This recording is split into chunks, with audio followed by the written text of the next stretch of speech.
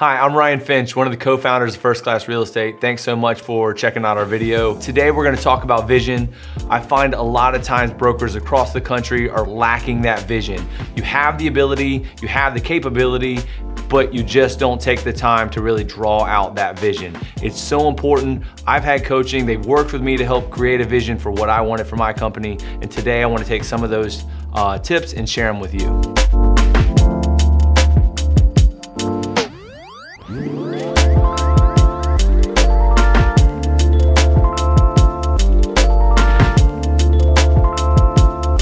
One of the main things you have to figure out when you're doing a vision is what are the tangible tasks and objectives you want to accomplish. And so I like to pick certain key metrics that I gauge when I'm making a vision. Part of that vision is going to be who's going to be there. Where are they going to sit? What are they going to do every day? What's their job and what's their role? One of the best books you can find on this topic is called E-Myth Revisited. If you haven't read that book, that's a great book. It's going to go into details of some of the topics I'm going to talk about. When you're building a brokerage, one of the first things you have to figure out is what your model is. When you're building the model is going to determine how much revenue you're going to make on certain growth metrics in your business. So when you create a vision, it's all based on your model. And so when you come up with that model, you're going to pick what you're going to offer to your agents and what they're going to compensate the brokerage for. The model is what you're providing of value, whether that's a technology, whether that's closing coordination, whether that's leads, and then what that compensation is. Are they 100% commission, 50-50, 70-30? Is there a cap? There's so many different models out there.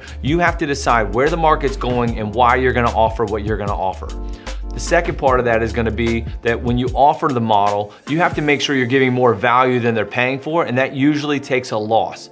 Why does that matter? Well, that matters because when you're building the vision, you're going to look at it as what you have to do today. But what you have to do today is only a scalable product of what the business is going to look like a year from now. So you have to have a vision of a year from now and what the business is going to look like. A lot of times I talk to people, they say, I'm going to hire 100 agents in a year. I'm going to do 50 transactions a month. And I say, well, we have to break that down further.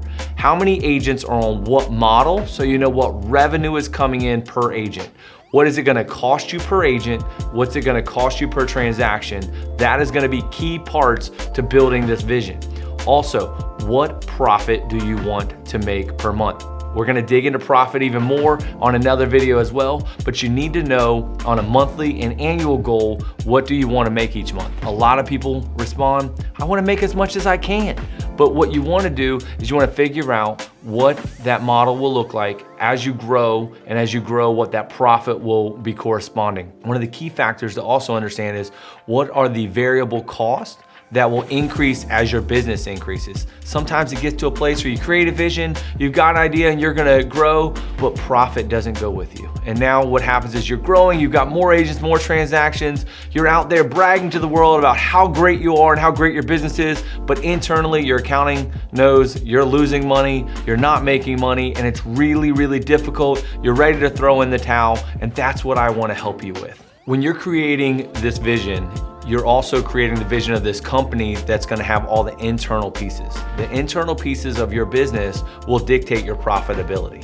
So you're going to have things that are going to be as your transaction management, what CRM you're using, how much lead costs are. All of those things are factors that you're going to need to factor in as you're scaling. So when you're building out this vision, you're also going to decide how many agents. And we talk about attracting agents and hiring them. Well, when you're attracting agents and you're bringing them in and you've figured out your model and your profit margin, one of the things that you're gonna find is that you now have to move out of production and into a place of your everyday business is now meeting and attracting agents. When you break that down into the vision, it's gonna be how many agents are you meeting with weekly to how many are attracted. Then of how many are attracted are on what model, and then on that model, how many of those produce. And there's a lot more to go into this, and we'll talk about that when we talk about getting out of production. But when you're bringing those agents in, you need to know how much the revenue is going to come from the agents that come in. You may be on the side of getting a large percentage of commission, but those agents aren't producing. And so now it's costing you money every month. You could be on the other side of high producing agents, but a low percentage coming into the brokerage. You'll need to know those factors as you scale the business on a monthly, weekly, daily, and then annualized basis. When you're going in to attract agents, yes, you need appointments, yes, you need to meet with them, but really the value proposition you offer to them is going to be inclusive of so many things. We've talked about some of those already, so I'm not going to repeat it. But I do want to add on that culture is a key factor. The problem with culture is it's a key word that people use all the time now, but they really can't touch it and feel it. When you build a culture, all of your marketing should be representative of that culture.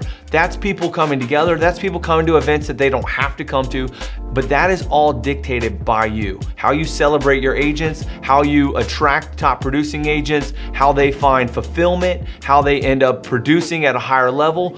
All of that is technically your culture, and it's all represented in how you capture that image and then market it to the public. There's a vast variety of things that need to be done to create your vision and come up with what you want it to be. The best part about this is you can write it on a whiteboard. It can change tomorrow, but the first thing you must do is write it down. The second thing you have to do is share it. You create the vision in your mind, and then you're gonna create it in real life. And that is so key.